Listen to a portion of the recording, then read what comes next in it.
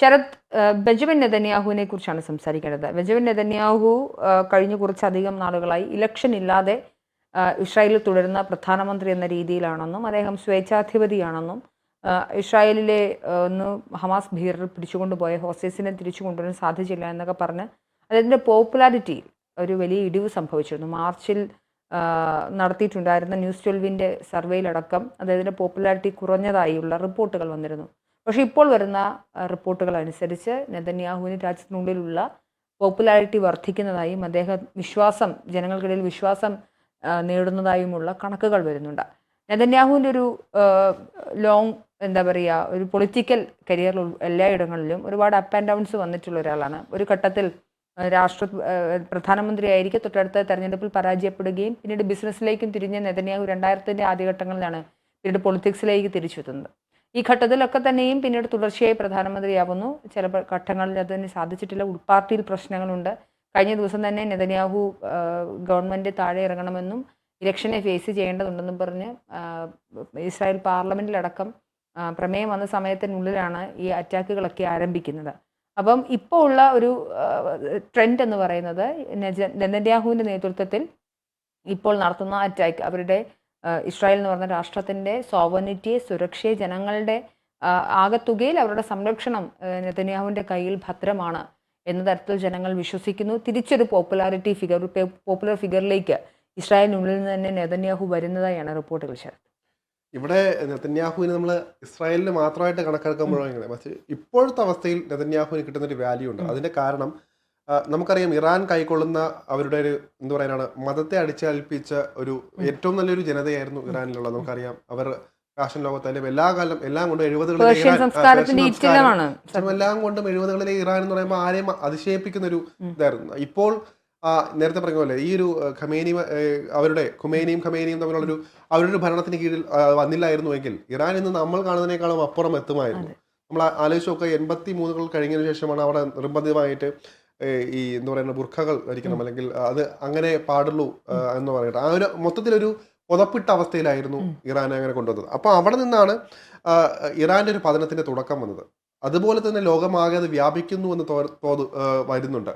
ഇതിനിടയിലാണ് ആണവായുധമായിട്ട് ബന്ധപ്പെട്ട ചർച്ചകൾ അവിടെ വരുന്നത്. ഇറാൻ അങ്ങനെ യുറേനിയം സമ്പുഷ്ടീകരിക്കുന്നു. അത് നാളെ ലോകരാജ്യങ്ങളെ എല്ലാം ബാധിക്കും. അതുപോലെ തന്നെ ഏറ്റവും കൂടുതൽ അടുത്ത് കിടക്കുന്ന നമ്മളെ ഇന്ത്യ അടക്കമുള്ളത് സ്വാധീനിക്കുന്ന രീതിയിലേക്ക് വരുന്ന കാര്യങ്ങൾ കൂടിയുണ്ട്. അപ്പോൾ അതിനെയൊക്കെ ചെറുക്കുക എന്നുള്ള രീതിയിൽ നിലനിൽപ്പിന് വേണ്ടിയാണ് ഇസ്രായേൽ പോരാടുന്നതെങ്കിൽ അത് ആ നിലനിൽപ്പ് നമ്മളെ കൂടെ ബാധിക്കുന്നു. മനസ്സിലാക്കേണ്ടത്, ഇറാൻ ഇപ്പോൾ ഒരു ആണവ സമ്പുഷ്ടീകരണം കഴിഞ്ഞതിന് ശേഷം ഇറാൻ നമ്മൾ പഴയതുപോലെ ആയിരിക്കില്ല. പാകിസ്ഥാനിലെ ഈ സമയത്തായിരുന്നു ഏറ്റവും കൂടുതൽ ബ്ലാക്ക് മാർക്കറ്റ് ഇതിനകത്ത് നടന്നത്. ഇത് ആണവ കരിഞ്ചന്തകളൊക്കെ നടന്ന് അവർ ഡിമാൻഡുകൾ വയ്ക്കാൻ തുടങ്ങിയത്. അതുപോലെ ഇറാൻ മാറിക്കഴിഞ്ഞാൽ ഇപ്പോൾ നേരത്തെ പറഞ്ഞ പോലെ തന്നെ ഇതിനകത്തുള്ള ഹൂത്തികളായാലും മറ്റ് കക്ഷികളായാലും പിന്നെ അങ്ങനെയുള്ള ഒരു ശക്തരായി തുടങ്ങും. അത് മറ്റ് ലോകങ്ങളെ ബാധിക്കും. അങ്ങനെ ഒരു ഇസ്ലാമിക് ആ ഒരു രീതിയിലേക്ക് കാര്യങ്ങൾ എത്തിക്കഴിഞ്ഞാൽ പിന്നെ കാര്യങ്ങൾ പോകാൻ.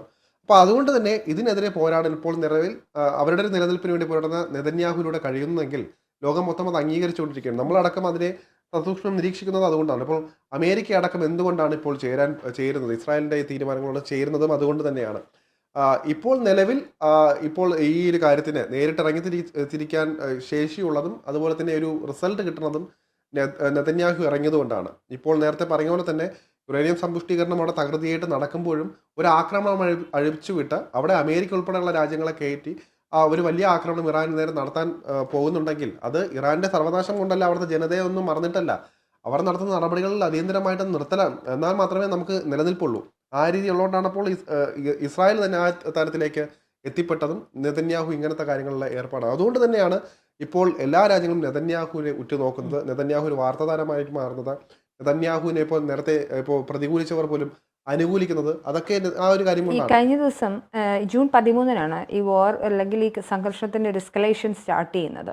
ഫോക്സ് ന്യൂസിന് ഇന്നലെയല്ല മിനിഞ്ഞാന്ന് നെതന്യാഹു കൊടുക്കുന്ന ഇതെന്താ വെച്ചാൽ ടൈം സോണിൽ ഒരുപാട് ഡിഫറൻസ് ഉള്ളത് കൊണ്ട് ഇന്നെന്നൊക്കെ പറയുമ്പോൾ നമുക്ക് കിട്ടുന്ന അപ്ഡേറ്റ്സ് ചിലപ്പോൾ കുറച്ച് മണിക്കൂറുകൾ വൈകിയാണെങ്കിൽ നമ്മൾക്കിവിടെ ലഭ്യമാവുക. അപ്പം എന്താണ് എന്ന് വെച്ച് കഴിഞ്ഞാൽ നെതന്യാഹു ഫോക്സ് ന്യൂസിന് കൊടുത്തൊരു ഇൻ്റർവ്യൂവിൽ വളരെ വ്യക്തമായി പറയുന്നുണ്ട്, ഞങ്ങൾ ആണവായുധ പ്രശ്നങ്ങളൊക്കെയാണ് ചർച്ച ചെയ്യുന്നതെങ്കിലും ആത്യന്തികമായി ലക്ഷ്യം വയ്ക്കുന്നത് ഇറാനിലെ മതഭരണകൂടത്തെ താഴെ ഇറക്കുക എന്നതാണ്. ഇറാനിലെ ജനങ്ങളുടെ ഫ്രീഡം, സ്വാതന്ത്ര്യമാണ് ഞങ്ങൾ ലക്ഷ്യം വയ്ക്കുന്നതെന്ന് പറഞ്ഞിട്ടാണ് അദ്ദേഹം സംസാരിക്കുന്നത്. മാത്രമല്ല ഇറാനിലെ ജനങ്ങളോട് ഞങ്ങൾക്ക് യാതൊരുവിധ പ്രശ്നങ്ങളുമില്ല, പ്രിസൈസ്ഡ് ആയിട്ടുള്ള സ്ട്രാറ്റജിക് അറ്റാക്കുകളാണ് നടത്തുന്നതെന്നും അതിനെ ഇനവറ്റബിളായി അല്ലെങ്കിൽ അൺഅവോയ്ഡബിൾ ആയിട്ടുള്ള ഹ്യൂമാനിറ്റേറിയൻ എന്താ പറയുക ലോസ് മാത്രമാണ് സംഭവിക്കുന്നതെന്നും അറ്റാക്കിലെല്ലാം ആദ്യഘട്ടത്തിൽ ശ്രദ്ധിച്ചിരുന്നില്ലേ, കൃത്യമായിട്ട് സൈനിക തലവന്മാരെയും ആണവ ശാസ്ത്രജ്ഞന്മാരെയും വധിച്ചുകൊണ്ട് പൂർണ്ണമായ ഒരു ഇസ്ലാമിക് റെജീമിനെ താഴെയിറക്കുക എന്നൊരു ഒരു ഒരു ഒരു ലക്ഷ്യമാണ് ഇസ്രായേൽ യഥാർത്ഥത്തിൽ മുന്നോട്ട് വയ്ക്കുന്നത്.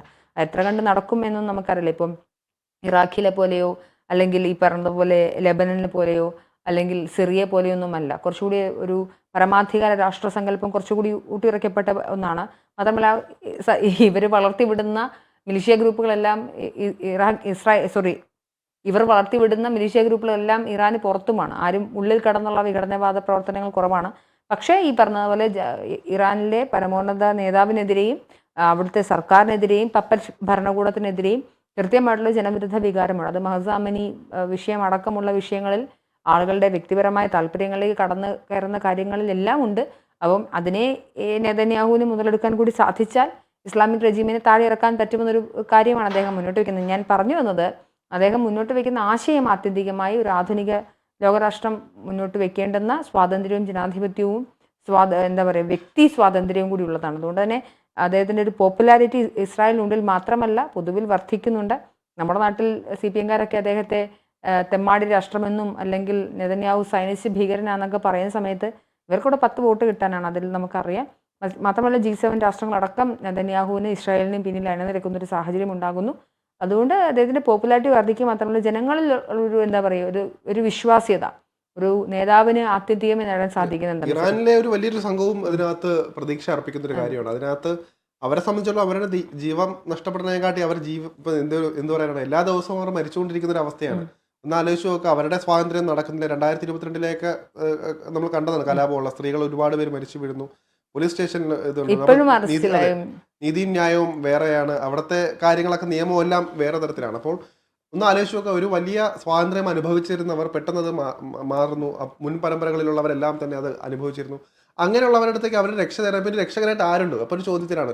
എന്തായാലും ഇറാനിനുള്ളിൽ നിന്നൊരു രക്ഷകനൊന്നും വരാൻ പോകുന്നില്ല. അവിടെ ഒരുപാട് പാർട്ടികൾ പണ്ട് മുതലേ അതിനകത്ത് ലിബറൽ പാർട്ടികളും കമ്മ്യൂണിസവും അതുപോലെ തന്നെ ഒരുപാടുണ്ടായിട്ട് പോലും അതിനകത്തൊന്നും ഒരു പ്രതീക്ഷ ഉണ്ടായിരുന്നില്ല. പക്ഷേ ഇപ്പോൾ ഈ ഒരു ഇസ്രായേലിൻ്റെ ഭാഗത്തുനിന്നുണ്ടായപ്പോൾ അവരും പ്രതീക്ഷ വയ്ക്കുന്നുണ്ട്. ഇസ്രായേൽ കൊടുക്കുന്ന കൃത്യമായ മറുപടി അത് തന്നെയാണ്. നെതന്യാഹു പറഞ്ഞ വാക്കുകളും ഇറാൻ ജനങ്ങളോടാണ് പറയുന്നത്, അല്ലാണ്ട് അവിടെ മതത്തെ കൊണ്ടുവരുന്നില്ല. അവിടെ ഇത് ഖമേനിക്ക് കുടപിടിക്കുന്ന തരത്തിൽ ഒന്നും പറയുന്നില്ല. അവിടെ കൃത്യമായിട്ട് അവിടെ ജനങ്ങളോട് പറയുകയാണ്, നിങ്ങൾക്ക് സ്വാതന്ത്ര്യം അനിവാര്യമാണ്, അവിടെ നിന്ന് പൂർണ്ണമായിട്ടും നിങ്ങൾക്ക് വേണ്ടി കൂടിയാണ് നമ്മൾ പോരാടുന്നത് എന്നുള്ള കൃത്യമായ സന്ദേശം കൊടുക്കുന്നുണ്ട്. അവർ അർഹിക്കുന്ന ഒരു കാര്യമാണ്. അതിൻ്റെ ഏറ്റവും വലിയ ഉദാഹരണം ഇസ്രായേലിലെ ജനങ്ങൾ എങ്ങനെ കഴിയുന്നു എന്ന് നോക്കുക. അപ്പോൾ എന്തുകൊണ്ടും അവർ കണ്ട് അസൂയപ്പെടുന്ന ഒരു തരത്തിലാണ് ഇസ്രായേലിലെ ജനങ്ങൾ അവിടെ ജീവിക്കുന്നത്. ഒന്ന് ആലോചിച്ച് നോക്കുക, ഇത്രയും വലിയ ആക്രമണങ്ങൾ ഉണ്ടായിട്ട് പോലും ഇസ്രായേലിലെ ജനങ്ങൾ ആരും എന്താ പറയുക, ഇപ്പോൾ നേരത്തെ നെതന്യാഹുവിനെ കല്ലെറിഞ്ഞവർ പോലും ഇപ്പോൾ അവരെ ചേർത്ത് പിടിക്കുകയാണ്, നെതന്യാഹുവിനെ അടക്കമുള്ളത്. അതുകൊണ്ട് തന്നെ മനസ്സിലാക്കേണ്ട ഒരു കാര്യം, ഇതിനകത്ത് സ്വാതന്ത്ര്യമാണ് അടിസ്ഥാനപരമായിട്ടും വേണ്ടൊരു കാര്യം. അപ്പോൾ ഇറാൻ ജനത ഒരു വലിയ വിഭാഗം ഇപ്പോൾ അതിനൊത്ത് ഇറങ്ങിയിട്ടുണ്ട്. മാത്രമല്ല ഇസ്രായേലിന് ഇത് പൂർണ്ണ സപ്പോർട്ടായിട്ട് ഇസ്രായേലിനുള്ളിൽ നിന്ന് പോലും നെതന്യാഹുവിന് സപ്പോർട്ട് വരുമ്പോൾ സ്വാഭാവികമായിട്ട് ഇനി നടക്കാൻ പോകുന്നത് നമ്മൾ നേരത്തെ ഉദ്ദേശിച്ചതുപോലെ തന്നെയാണ്. ഇറാൻ അല്ലെങ്കിൽ ഇസ്രായേൽ ഒരുപക്ഷെ അമേരിക്കയും കൂടെ ചേർന്ന് നേരത്തെ പറഞ്ഞ പോലെ തന്നെ ഖമേനി അടക്കമുള്ളവരുടെ കാര്യത്തിലൊരു തീരുമാനം ഉണ്ടാക്കിയാൽ പിന്നെ അത് നമുക്ക് വലിയ ചർച്ച, പിന്നെ നമ്മൾ പ്രതീക്ഷിക്കുന്നതിന് അപ്പുറത്തേക്ക് ചർച്ചകൾ പോകും. പക്ഷേ എന്നാലും ഒരു സ്വാതന്ത്ര്യം എന്നൊരു ചെറിയൊരു കണിക അവർക്ക് ചിലപ്പോൾ ഒരു പ്രതീക്ഷയായിട്ട് അവിടെ വന്നേക്കാം എന്നുള്ളൊരു തോന്നൽ കൂടിയുണ്ട്.